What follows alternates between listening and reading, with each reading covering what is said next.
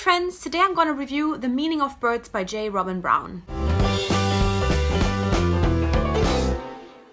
I received an ARC of this through Edelweiss in exchange for an honest review, and this book is released on April 16th. The Meaning of Birds is a YA contemporary, and our main character Jess has just recently lost her girlfriend. We kind of have a then timeline. It really kind of chronicles from when they met to when Vivi dies, and then we have the now timeline of Jess dealing with the grief or not dealing with the grief.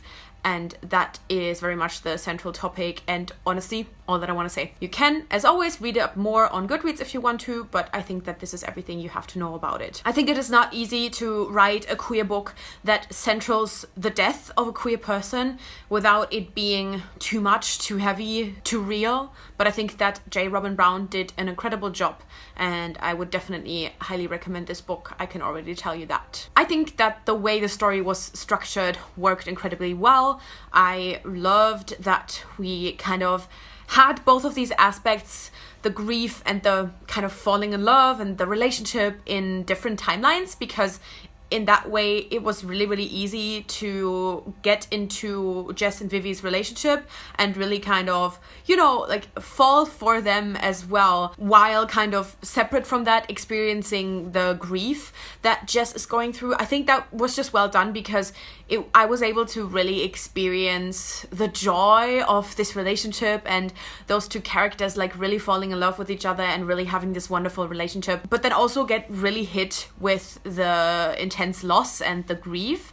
I just think that it was very well structured, and I also thought that it was really interesting and really good storytelling to, as I said, kind of really chronicle the relationship of Jess and Vivi from when they first met to Vivi dying, because it really felt like we were reflecting on this with Jess and we were processing it with Jess. I don't know, I just really think the way the story was structured worked incredibly well. In general, when I finished this book with tears streaming down my face, I was kind of thinking this has to come from a recent personal experience. The grief felt so real, and there was the author note which exactly confirmed that. You can feel the grief pouring through the pages, and just the way that Jaye Brown described the grief, how she described living with it, trying to forget it, forgetting it and then immediately feeling guilty about it, trying to wallow in it and trying to just say, this is everything I am now, I'm just made of grief.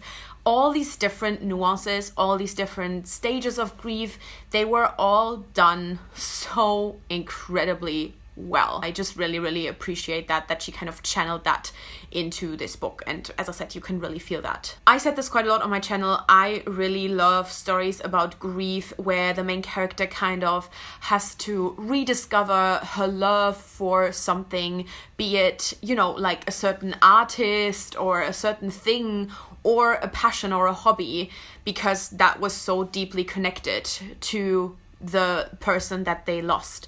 And this is also a story that deals with that. Jess is an artist, and Vivi really kind of motivated her to get much more serious about it, to make something professional out of it.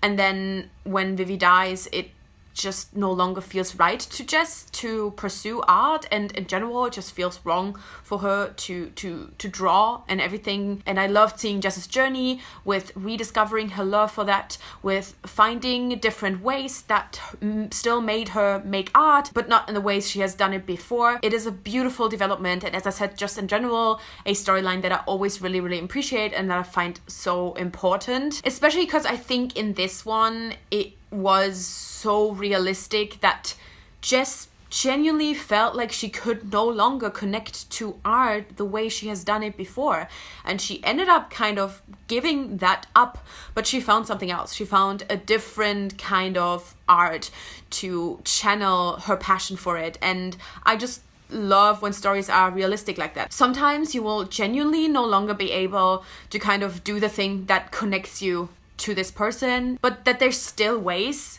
to not lose that and to even have that help you with the grief, to help you process it, and to help you kind of, you know, refinding joy in things. I honestly love the characters. It is in general a very kind of queer cast of characters. We have Jess's best friend who doesn't use labels but is definitely ace-back, and then Vivi also never used labels but very clearly kind of talked about the fact that for her it's not about gender, it's about the person, so read very pansexual to me, or pan-romantic. And we have several other gay side characters, and I just really loved this diverse bunch of characters and all the kind of different people we got to know during this story, and all of them really added something important to Jess's life in her kind of post-grief phase. I especially loved the kind of, I want to call them almost like gay mentors that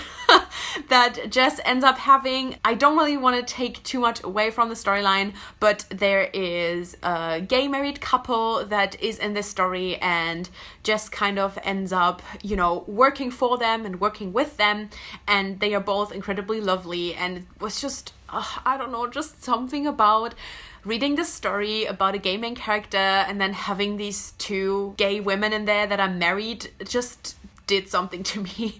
It just made me really happy, and I just love them. They were amazing characters. Jess as a main character is also someone that I very much appreciated.